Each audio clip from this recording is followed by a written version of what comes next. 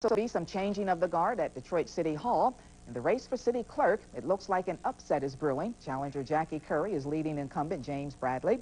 But the race is too close to call. Bradley is seeking a sixth term. He first took office the year Coleman Young did. That was in 1974. But this may be his last. Voters have decided to take a new look at the Detroit City Charter. When asked if it should be revised, an overwhelming 73% said yes. The Charter Commission will hold several community meetings to review the charter and propose changes. And these are the current leading vote getters out of 18 candidates in the race to serve as Charter Commissioner.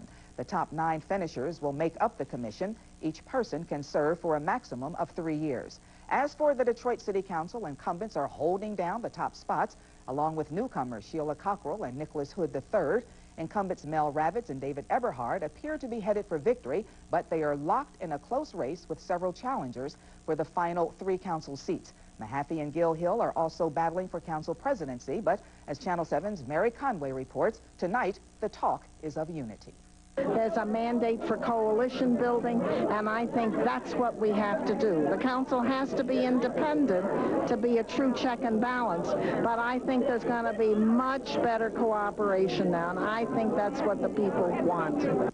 Marianne McPhail and Gil Hill led the pack in the race for the 9 city council seats, easily winning the right to return to their offices on the 13th floor. New faces on the council include Sheila Cockrell, widow of activist Kenny Cockrell, and Nicholas Hood III, son of longtime council member Nicholas Hood. Detroit was rebuilt from the ashes many, many years ago. We can do it again. We're a strong, resilient people. We are perfectly capable of creating a new paradigm, a new way of revitalizing urban centers, and we're going to do it. My focus is going to be quality of life issues. I'd like to see the council try to deal with the safety issues in the city, creative ways to put more police in the precincts, more police on the street. The folks you see in here put months of work into this. Me, I started when I was 14 years old. And we just feel that the victory is going to be ours, which means that this is going to be a victory for everyone in this city. McPhail believes a mandate from this election is for cooperation not only between the council and the mayor's office, but also for cooperation between the city and the suburbs. In Detroit, I'm Mary Conway, Channel 7 Action News, reporting. Sharon McPhail and Dennis Archer are not the only people who wanted to be mayor of Detroit. Next, we'll talk live with 2 former candidates about what the future may now hold for the city.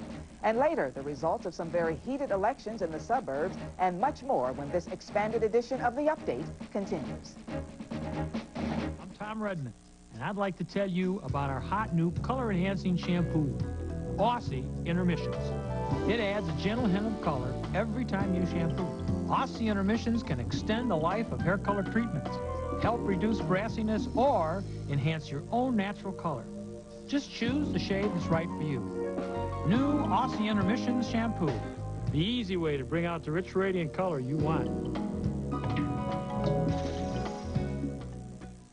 I can't drive this, which is why I don't drive most minivans.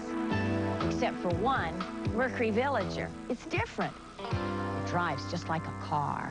Mercury Villager offers versatile 7-passenger seating, front-wheel drive, standard 4-wheel anti-lock brakes, and meets all government safety standards for passenger cars. Maybe that's why it's outselling every import competitor. Mercury Villager. Now you don't have to drive a truck to drive a minivan. At your Lincoln Mercury dealer now. Hello, Dr. Gazelle's office. Please hold. Do you have an appointment? Here, Sammy, come on. Oh, gosh, I'm sorry. Dr. Gazelle's running just a teeny bit behind schedule. How long? You're thinking smart when you are thinking ahead. Is that in dog years? Phone first. Running late. Ameritech, your link to a better life. Are annual credit card fees sending you through the roof? Carry the card that charges no annual fee and stay on firm financial ground. It pays to Discover.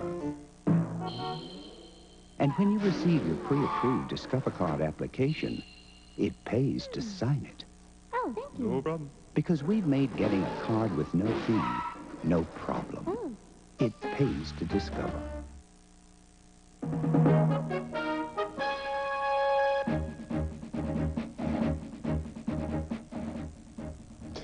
Well, two men who ran unsuccessfully for mayor this year are well-known in Detroit political circles, have a lot to say about Campaign 93. They are Arthur Blackwell and George Cushenberry, both current members of the Wayne County Commission. Mr. Blackwell is the chairman of that board and the third-place finisher in the mayoral primary. Cushenberry is a former state lawmaker. They are with us live tonight to help analyze the race for the mayor and the future of Detroit politics. Gentlemen, thank you very much for being with us, Mr. Blackwell, Mr. Cushenberry. Thank you. It's a pleasure to be with you, Bill. Okay, for the first time in 30 years, it was an ethnic minority in the city of Detroit that determined the winner in the Detroit mayor's race, except this time it was a white minority as opposed to the black minority that had played that particular role about 30 years ago when then young Jerry Kavanaugh defeated the incumbent mayor, Louis Mariani. Did that surprise any of you, or either of you?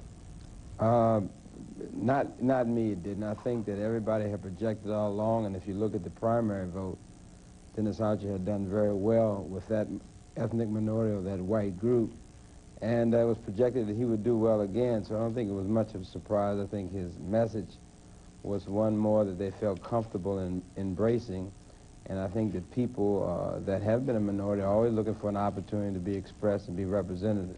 They saw that in candidate Archer. Well, the reason I asked the question, gentlemen, is that about 80% of the people who were polled said that they wanted better relations between the city and Detroit, and implied in that is that they probably want better race relations. Does that vote bode well for both of those goals? And why don't both of you take a shot at that? Does that vote bode well in terms of Archer, the candidate, and what he says he wants to accomplish, and what the people in the suburbs would like, and what the minority whites in the city would like? Does it bode well for the entire area, do you think? Well, you know, Bill, if you took a list of all of the white people that are in the city of Detroit, they would still comprise the largest city of Michigan alone. So I think that you're talking about city dwellers here who have some interest in the long-term growth of the city and the region. And I suspect that with Archer's victory, it should do more to bring together those diverse groups that we need to help move forward. I do think there was a failure on the part of the gender factor, which was so well touted, to attract white women into Sharon's camp. And I think that's where her biggest strategy failure was, because there was not a plan to include them, and then therefore the vote was so solid for Archer there. Go ahead. Can I say this, Bill? I think that, to me, it's extraordinary that, you know, if you look at the votes, not just mayor but council, you find Marianne Mahaffey, Mel Ravitz, Eberhard, and Sheila Cockrell all look like they're going to be successful in a city that's 75 to 80% black. Anybody would suggest that this is not a biracial, very fair community when you would look at the fact that obviously for those people to be successful, they have to attract a tremendous amount of vote. I think it really bodes well for the fact that people in Detroit do vote for the people they think to represent their interests. And I think, unfortunately, sometimes it gets labeled another way when, in fact, if you look at the actual voting, you find year after year we vote for the best candidate sometimes regardless of what the race is, even though the race is interjected as a factor in the campaign that sometimes it plays out and sometimes it doesn't. And, you know, Bill, an analysis over the last 30 years will show that black people in Detroit have historically been willing and capable of voting for all races and ethnic groups. We haven't always found that amongst the white voters in Detroit. It'll be interesting to note what those percentages are as we look at the council race as it stands now. But I think that one overriding thing is that more and more people are recognizing that this is a world economy, and our competition, as Art has so eloquently stated so often, is not amongst us here in the region, but with Japan and with other parts of the Pacific Rim and with West Germany and with places overseas, that people are seeing that no matter what color and knowing that we have to get together to survive economically. Mr. Cushenberry, Mr. Blackwell, thank you very much. I'm sure that we'll be talking to you in the very near future as the Archer administration takes shape and he gets prepared to take office in January. All the attention and publicity that came with the mayor's race may put both Blackwell and Cushenberry in position for another run at the mayorship the next time around, or perhaps they might have their sights set on even higher office. In any case, we have not heard the last of the two Wayne County commissioners who ran for mayor of Detroit. Diana? We have more now on the vote tally from the Detroit mayoral race. With about 29% of the precincts reporting in, it looks like Dennis Archer has won with more than 36,000 votes. Sharon McPhail has 27,472 votes. Again, according to the number of votes counted